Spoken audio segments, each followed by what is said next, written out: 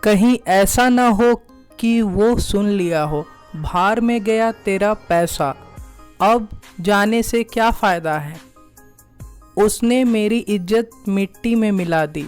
Social media के बदौलत वो फेमस हो गया। क्या आप इन सेंटेंसेस को इंग्लिश में ट्रांसलेट कर सकते हैं? अगर आप इन्हें ट्रांसलेट करना चाहते हैं तो आपको सिर्फ टेंसेस और ग्रामर की ही नहीं, साथ ही साथ एडवांस इंग्लिश स्ट्रक्चर की भी नॉलेज होनी चाहिए।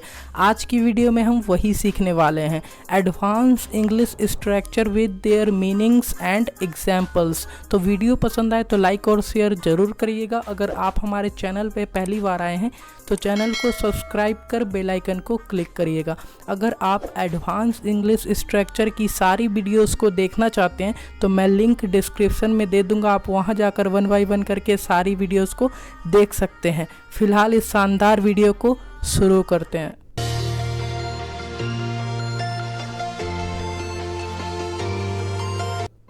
आज का हमारा पहला स्ट्रक्चर है गाइस, कहीं ऐसा ना हो कि। कई बार आप ऐसे बोलते हैं डे टू डे लाइफ में कि कहीं ऐसा ना हो कि वो देख लिया हो, या फिर कुछ इस तरीके के सेंटेंस को आप इंग्लिश में ट्रांसलेट करने के लिए लेस्ट और शुड का यूज़ करते हैं। कैसे करना है, एग्जाम्पल देखिए।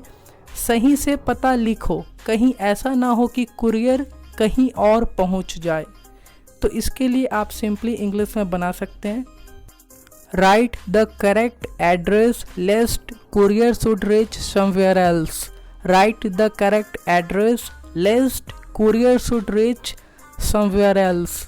आप इस तरीके से इसका यूज़ करते हैं। एक और एग्जाम्पल देखिए, मेहनत करो, कहीं ऐसा ना हो कि तुम फेल हो जाओ। आप किसी को एडवाइस देते हुए बोल रहे हैं, आप इसे इंग्लिश में बोल सकते हैं, work hard लेस्ट you should fail. Work hard लेस्ट you should fail. आप इस तरीके से इसका यूज़ करते हैं। आज का हमारा अगला स्ट्रक्चर है, भार में गया प्लस कोई सेंटेंस, जैसे कि भार में गया तेरा पैसा, भार में गई तेरी मदद। तो इस तरह से आप हिंदी में बोलते होंगे, तो आपको इंग्लिश में बोलने के लिए आप टू हेल विद का यूज़ करते हैं। कैसे करना है, एग्जाम्पल देखिए, भार में गया तेरा पैसा, मुझे तेरी भीख की ज़रूरत नहीं।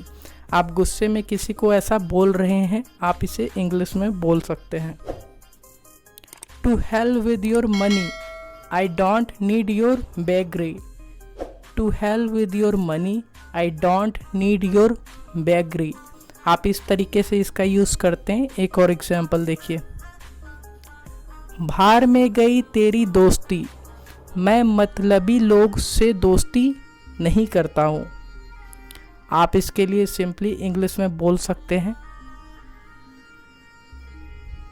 To hell with your friendship, I don't do friendship with selfish people. To hell with your friendship, I don't do friendship with selfish people. आप इस तरीके से इसका यूज़ करते हैं। आज का हमारा अगला स्ट्रक्चर है, इज्जत मिट्टी में मिल जाना। कई बार आप ऐसे बोलते हैं, तुमने मेरी इज्जत मिट्टी में मिला दिया। तो इस तरह के सेंटेंसेस को इंग्लिश में ट्रांसलेट करने के लिए आप वंस नेम इज़ मड का यूज़ करेंगे। कैसे करना है, एग्जाम्पल देखिए, तुम इस कपड़े में वहाँ जाओगे तो हमारी इज्जत मिट्टी में मिल जाएगी। आप इसको सिंपली इंग्लिश में ट्रांसलेट कर सकते हैं, If you go there in this dress, my name will be mud. If you go there in this dress, my name will be mud. आप इस तरीके से इसका यूज़ करते हैं। एक और एग्जाम्पल देखिए, बात ज़्यादा क्लियर होगी, उसे ऐसा नहीं करना चाहिए था, उसके माता पिता की इज्जत मिट्टी में मिल गई। वहाँ पर मिल जाएगी का यूज़ हुआ था, इसलिए विल बी का यूज़ किया गया था। यहाँ आप वॉज का यूज़ करेंगे। कैसे करना है देखिए, he shouldn't have done so, her parents name was marred. He shouldn't have done so, her parents name was marred. अगला स्ट्रक्चर है, का क्या फ़ायदा है। कई बार आप ऐसे बोलते हैं, अब जाने का क्या फ़ायदा है। तो ऐसे हिंदी सेंटेंसेस को इंग्लिश में ट्रांसलेट करने के लिए आप what is the use of का यूज़ करते हैं, कैसे करना है, एग्जाम्पल देखिए। अब आने का क्या फ़ायदा है, मेरा काम हो गया। आप किसी को ऐसे हिंदी में बोल रहे हैं, आप इसे इंग्लिश में बोल सकते हैं। What is the use of coming now, my work is done.